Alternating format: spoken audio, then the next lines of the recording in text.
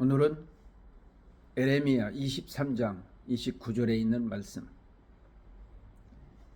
식어진 가슴 속에 불을 붙이라, 이런 제목으로 말씀을 전하려고 합니다. 저는 개인적으로 에레미야 선지자를 좋아합니다. 부드러우면서도 강력하고, 그리고 그 시대에 최고의 선지자로 세움을 받고 후대에 꺼지지 않는 불을 전달했던 선지자 중에 하나입니다. 에레미야 1장 2절 말씀에 그는 하나님의 말씀을 직접 받고 선지자가 됩니다. 말씀을 받는 순간에 나비, 선지자가 됩니다. 이 나비는 솟구친다, 그런 뜻을 가지고 있습니다. 실제로 살아계신 그 하나님의 말씀을 그는 이렇게 표현했어요. 내 말이 불 같지 아니하느냐, 반석을 쳐서 부서뜨리는 방망이 같지 아니하냐. 이게 살아계신 하나님의 말씀의 역사입니다. 히브리서 4장 12절 말씀을 보면은 살아계신 하나님의 말씀은 관절과 골수를 찔러 쪼개기까지 하는 아주 능력 있는 말씀인 것을 가리키고 있습니다. 부활하신 예수님이 엠마오를 향하는 두 제자에게 누가복음 24장 32절 말씀에 내가 말씀을 풀어줄 때 마음이 뜨겁지 아니하더냐, 막 마음이 뜨거웠습니다. 마가의 다락방에 성령이 임했을 때 120분들은 전혀 다른 방언으로 말하기를 시작했고, 정말 성령이 충만해서 이 기독교의 기초석을 세웠던 그런 모습을 보게 됩니다. 한국 교회도 초창기에는 대단한 하나님의 성령의 불같은 역사를 통해서 큰 부흥의 운동을 일으켰던 그런 때가 있었습니다. 이럴 때 우리도 다시 한번 식어진 가슴 속에 이 성령의 불을 붙여야 될 줄로 믿습니다. 오늘은 종교 개혁자에 대해서 말씀을 시작하려고 합니다. 저는 종교 개혁자 존 위클리프를 신뢰하고 또 개인적으로 좋아합니다. 그는 영국의 옥스퍼드 대학의 아주 수제자였습니다. 금지되었던 라틴어 성경을 영어 성경으로 번역을 합니다. 그리고 그는 핍박을 받고 고난을 받고 맞아서 죽습니다.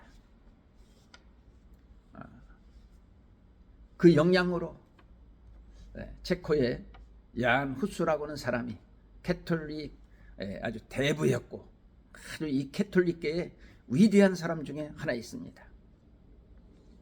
그러나 그는 이 영어 성경을 읽고 난 다음에 거기서 살아계신 하나님의 역사를 체험합니다. 진리를 발견하게 됩니다. 그래서 그는 개종합니다. 개신교의 목사가 됩니다. 그리고 핍박을 받고 고난을 받다가 장작더미를 쌓아놓은 가운데서 화형을 당해서 순교를 하게 됩니다. 큰 성과가 없는 것 같았지만 그 후예들이 모라비안 성도들입니다. 그는 죽어가면서 100년 후에 유럽의 위대한 사람, 백조 같은 사람이 나타나서 전 세계를 깜짝 놀라게 할 것이다 라고 하는 말을 남겨놓고 세상을 떠납니다. 1414년 7월 6일 날 화형을 당하고 난 다음에 1517년 10월 31일 날 마틴 루터가 나타나서 95개 조항을 가지고 종교개혁이 시작됩니다. 그 주변에서 칼빈이라든지 쭈빙글리, 부서 같은 사람이 정말 곳곳에서 일어나서 이 종교 개혁을 시도하고 열매를 맺게 하는 기초석을 그들이 세우게 된 것입니다. 또 저 개인적으로 좋아하는 형제단, 이 얀 후스의 후예들, 모라비안 형제단입니다. 그들은 정말 바른 신앙, 정말 하나님의 나라를 사모하고 하나님의 은혜를 정말 가슴속에 간직하면서 모든 사람들에게 이 살아계신 하나님의 역사를 보여준 무리입니다. 그 영향으로 인해서 영국의 웨슬레라고 하는 목사님이 성령의 불을 받고 영국 전체를 성령의 불바다로 만들었던 그런 위대한 역사가 바로 야한 후스의 후예들, 모라비안 형제단의 후예들, 그 열매를 통해서 이런 역사가 나타나게 된 것입니다. 그 중에 또 하나, 웨일즈라고는 시골 작은 교회 목사님 아들 토마스 목사가 24세에 결혼을 하고 24세에 목사 안수를 받고 중국으로 선교사로 파송을 받습니다.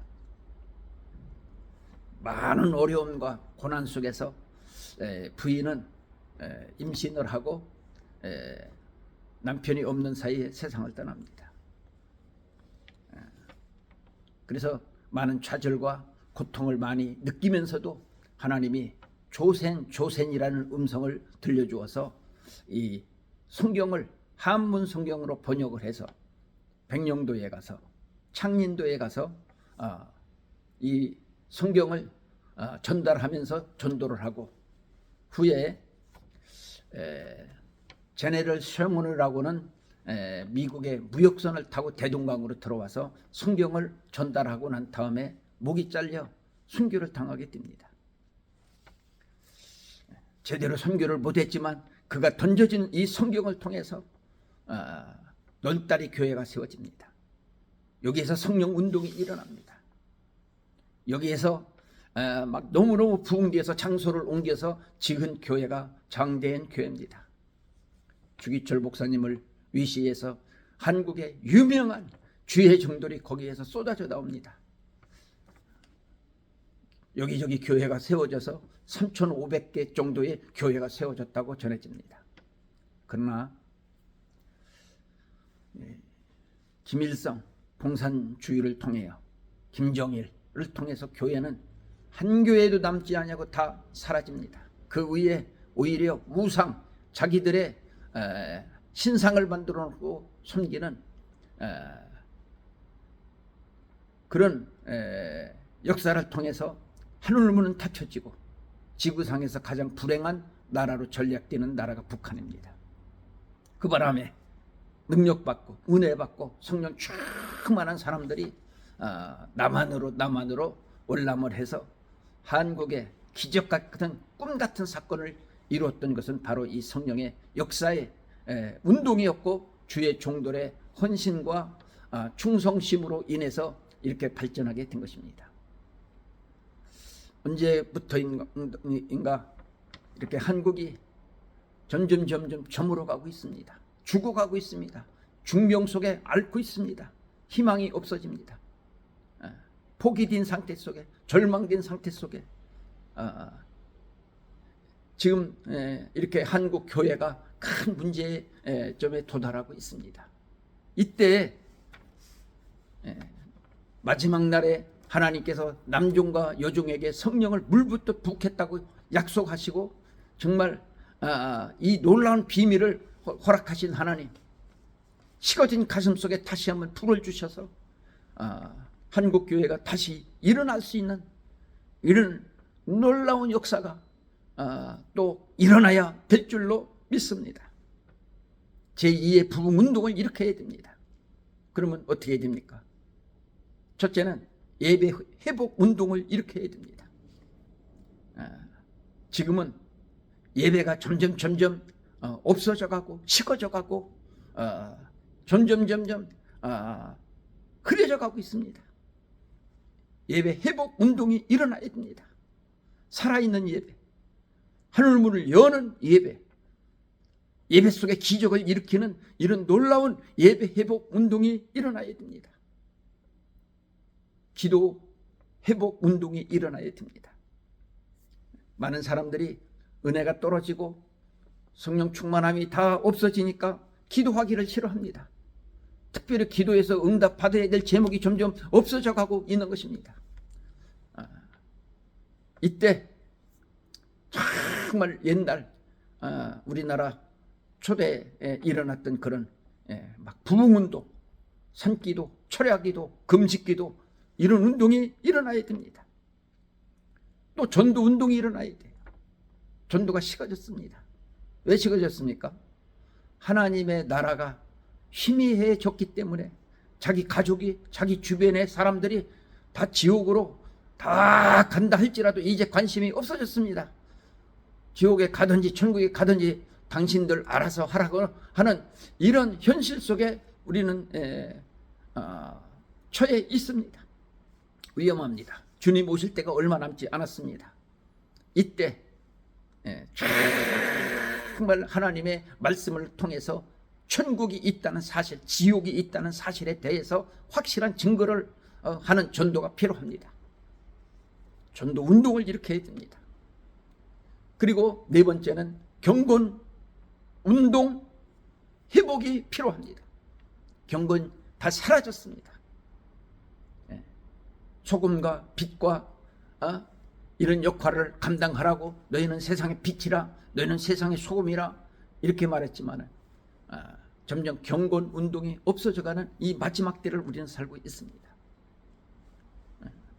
교회에서, 교회 밖에서 주의 종들이, 하나님의 성도들이 정말 예수님이 너희는 나를 본받아라, 바울도 너희는 나를 본받아라, 내가 예수님을 본받은 것처럼 너희는 나를 본받아라, 경건 운동이 필요합니다.